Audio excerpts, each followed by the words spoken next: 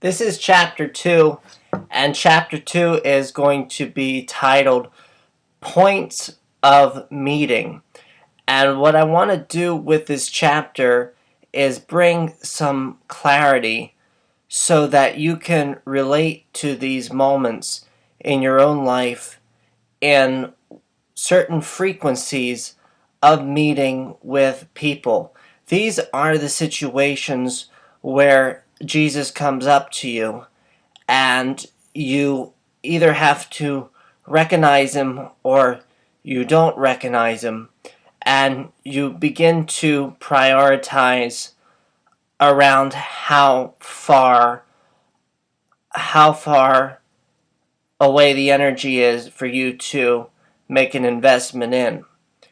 And based on how much responsibility you were given as influence over more people, the more frequently you have to deal with Jesus's.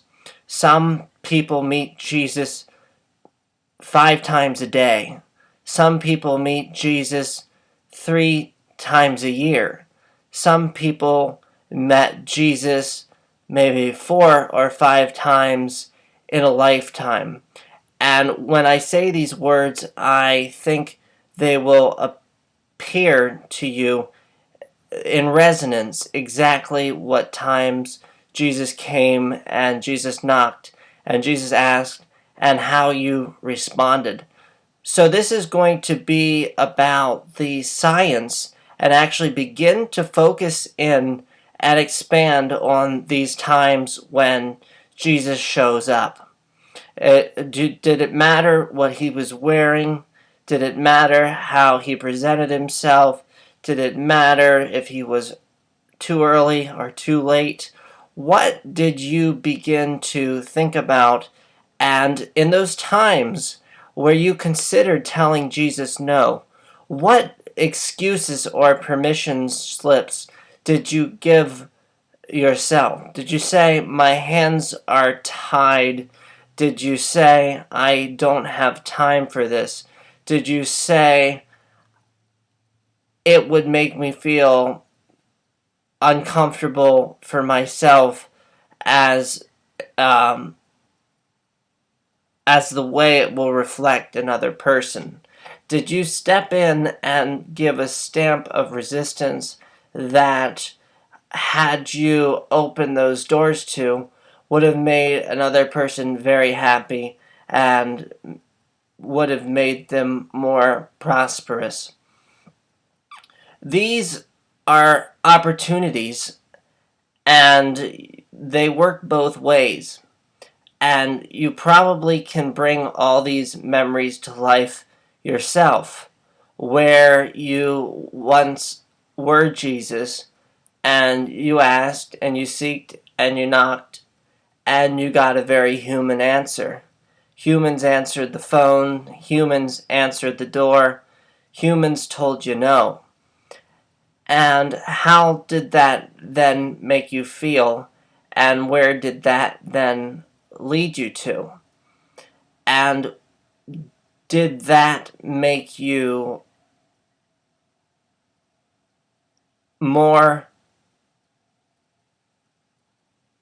able to excuse yourself to tell Jesus, go find food somewhere else?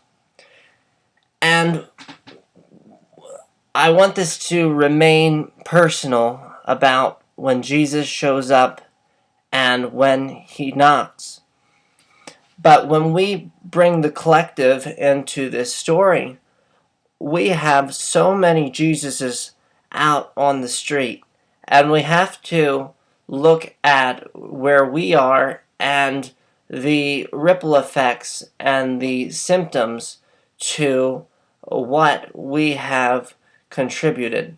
So from any place of influence, you will meet up with Jesus. He's going to find you because of how much you were given and how much you were allotted to and how fortunate you were and how gifted you were. your place for meeting. And you can meet Jesus anywhere. And there it is a balancing beam that you have to begin to know exists. And I want to hone in on this balancing beam because this balancing beam is the point of paradox. And these are the game changers. And there is, to me, a science of the people who can go in there and change the game. And where the game is changed, it is right here on this borderline. This is the crux.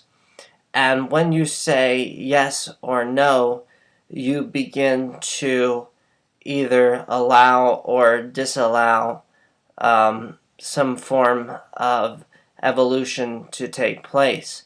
When you give people opportunities, that comes back to you, and you feel it inside. You feel how good it was to give that opportunity to someone.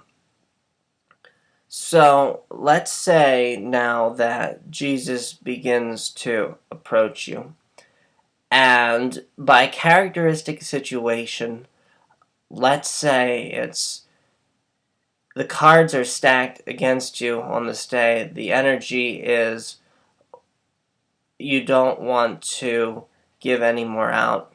You have a responsibility, but you want to move on.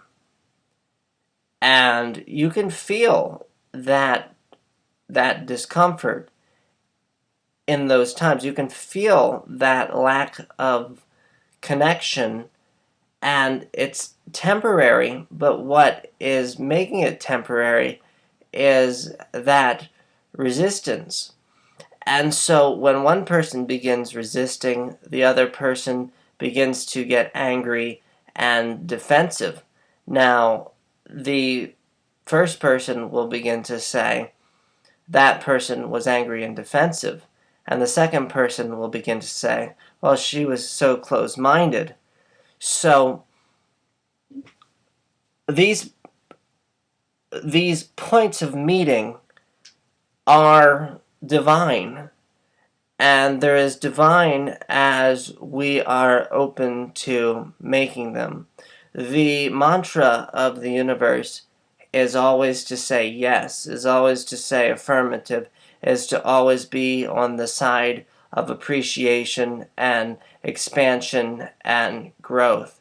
So, in future points of meetings, remember the powerful paradox of where Jesus is and where you hold the key to, and what that means to him.